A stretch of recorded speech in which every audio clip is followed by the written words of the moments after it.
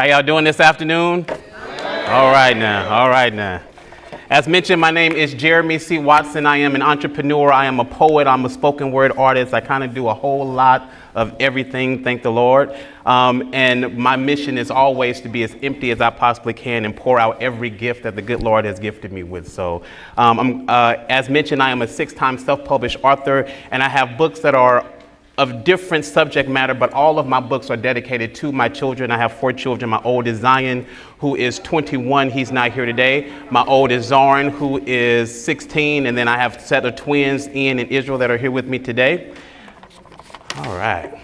And so my latest book, The Complicated Reflections of Him, is a book about my personal life and my personal story. It deals with childhood trauma, how that shows up in men, how men oftentimes don't deal with the trauma in their lives. And so it talks about therapy. It talks about what those dark corners look like. And it also talks about healing and deliverance as well. The first book I'm going to read to you is A Star in the Day Still Shines. It deals with peer pressure. It deals with bullying. It deals with how to remain positive in a world and an experience that can sometimes often be negative. This book features my youngest son, Ian, and my oldest son, Zion, and this is A Star in the Day Still Shines. All right. And it starts simply with, be the star that shines even in the day, because a star shines brightest when it shines in its own special way. After a long day of school, brothers Zion and Ian sat quietly on the front porch enjoying a day before dinner. Zion, sensing there was worry hiding under the mask of silence, looked to his younger brother Ian and said, I can sense there is something that bothers you, and your silence keeps it caged. Open your mouth and let it free, and I promise to not rudely engage. And that is his brother, big brother Zion, and that is Ian. Unsure of how to respond, Ian took a deep breath, pausing to gather his thoughts. Zion sat quietly staring with anticipation while Ian nervously sorted through his thoughts to ensure he articulated his feelings just as he had experienced. Finally, Ian mustered up enough courage to respond to his older brother and said, it is time I told the truth and released these words from a silent cell. My mind is troubled when I witness anyone not being treated well. I witnessed bullying. They laughed at his hair, his clothes, his smell. As he was called names, his eyes began to swell. Join in, Ian, did the group try to compel, but I chose not to go around that insult carousel, throwing out words that hurt about a life in which I had no intel, adding weight to heavy words, crushing him like a verbal barbell. Instead, I stood my ground, toughened my skin so their insults would repel. As they turned against me, so to the teacher did I tell. Surprised by Ian's openness, Zion wrapped his arm around his brother's shoulder in brotherly comfort. He was proud that his little brother made such a mature decision despite pressure from his peers. Ian soaked in the safety of his big brother's shadow. He knew what security felt like, and he knew his brother would let no harm come near him. Zion replied, I am proud to have a brother who demonstrates such compassion and empathy, and that kid will never forget how you stood with him in solidarity. Yes, kids can be mean, and yes, kids can be cruel, yet you've shown them it is the opposite of those adjectives that rule. So you can lift your head and be pleased with the decisions you've made. It is honorable to do what you know is right, despite being afraid. The uplifting words spoken by Zion gave much needed encouragement to his little brother. Yet there was something else tugging on Ian's heart. You see, several of the bullies that day were children that Ian called friends, best friends. Because of that, Ian wrestled with the ideal of joining in on bullying with his friends. After all, he liked them. He wanted to be liked in return, but at what cost to himself? Refusing to follow the many going the wrong way down the wrong wide road may mean that you have to stand alone going the right way down the narrow right road. Being alone scared Ian, though. The two walked to the basketball court to get a quick game in before dinner, keeping with their daily tradition. While playing hoops, Ian interrupted the sound of a bouncing ball with a simple proclamation. I thought about joining the troublesome few. Not to bully, but to simply feel a part of the crew. My rejection of their invitation would mean I am alone. So I thought to be like them is better than being on my own. Shocked, Zion fixed his eyes upon Ian with an almost reprimanding stare. It angered Zion that his brother even considered dimming his light for those who hadn't quite learned how to shine their brightest yet. A 6-year age difference separated these two brothers. Therefore, before Zion answered, he thought back to how he too had to navigate peer pressure.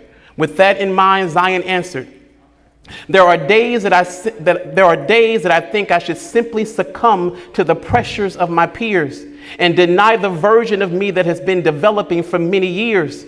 Sometimes fitting in is the most comfortable role to play. It only requires a little mimicking, some would say. But following the leader is a way to move furthest from being the leader that you can be proud of today.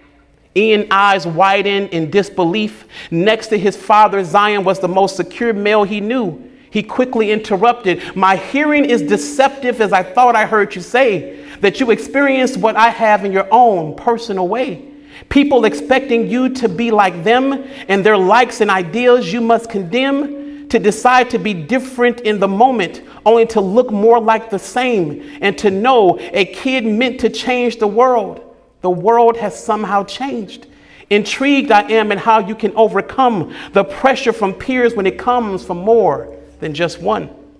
Zion moved closer to Ian, placing both his hands upon his shoulders. With slight pressure, Zion motioned Ian down to the ground where they both sat with their legs crossed, one in front of the other. Zion continued, Some have preferred me to be a mirrored reflection of their individuality. To be more like them and less like me means that I must hide so it's them they see. I was once worried too about the same reactions as you.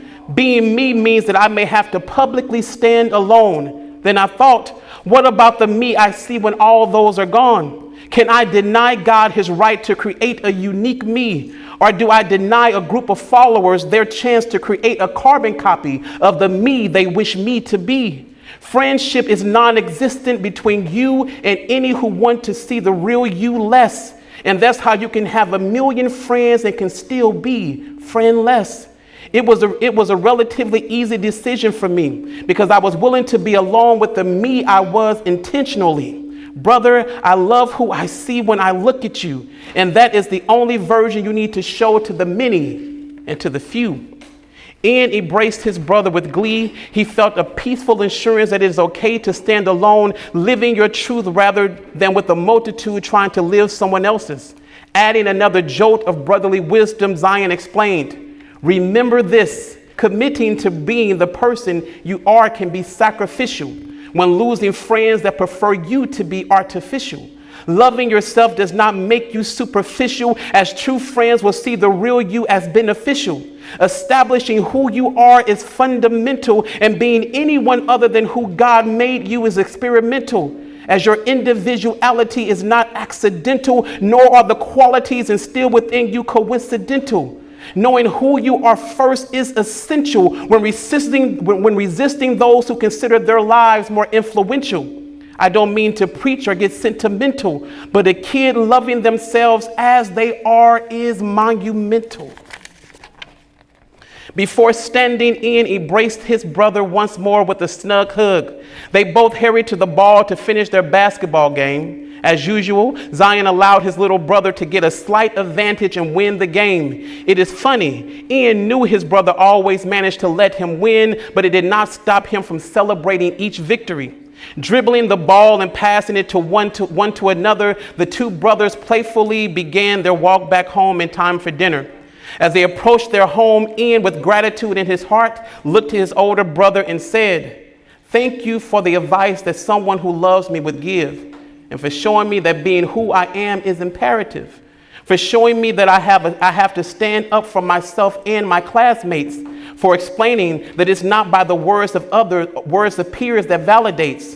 Generations of wisdom rest upon you. Today you shared that wisdom with me, and I thank you.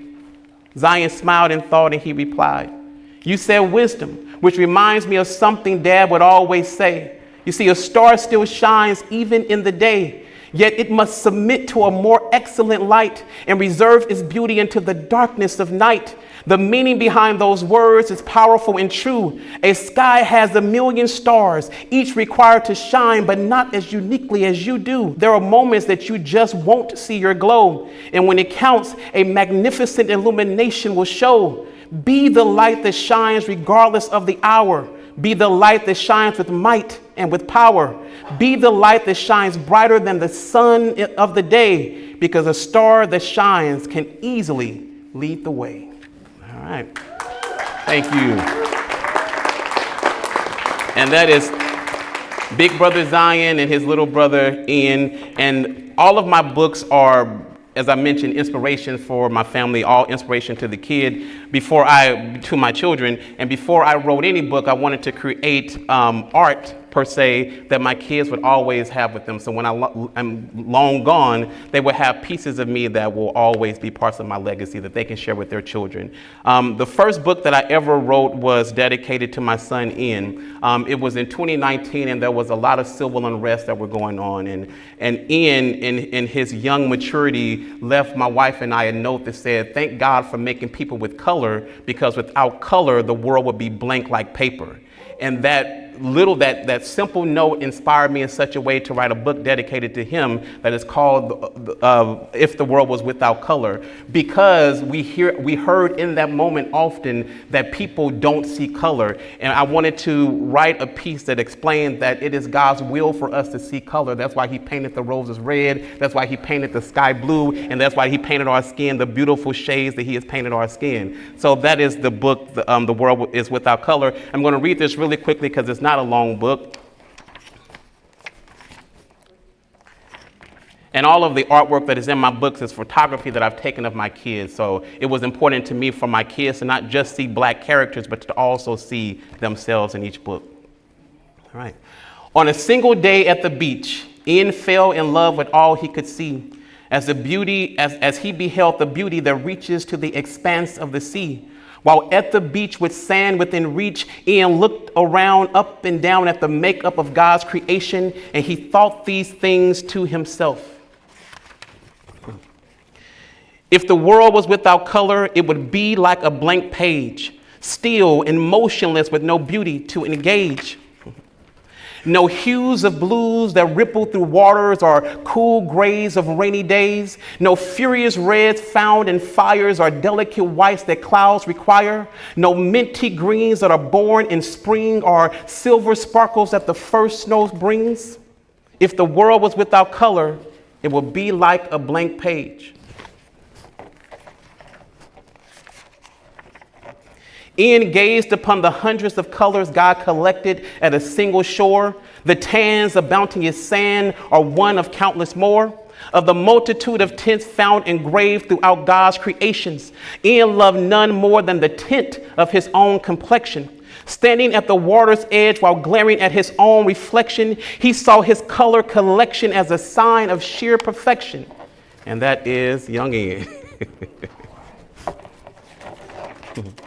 Browns of various depths descend upon the skin of one little boy, creating a beauty only God himself could deploy, immersing him in divine artistry, love in a perfect hue. With pride did God enjoy the colors he placed upon you. If the world was without color, thankfully Ian would never know how empty life would be without the experience, without the expression color can vibrantly show.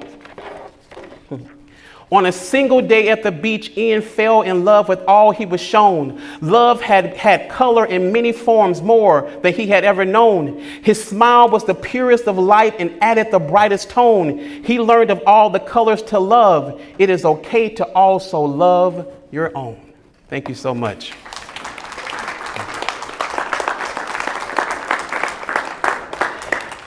And as you've heard today, all of my books can be purchased online through Walmart, through Target, through Barnes & Noble, through pretty much any online platform that you have, or through my website, jeremycwatson.com or jcwatt.com. Thank you so much. God bless you.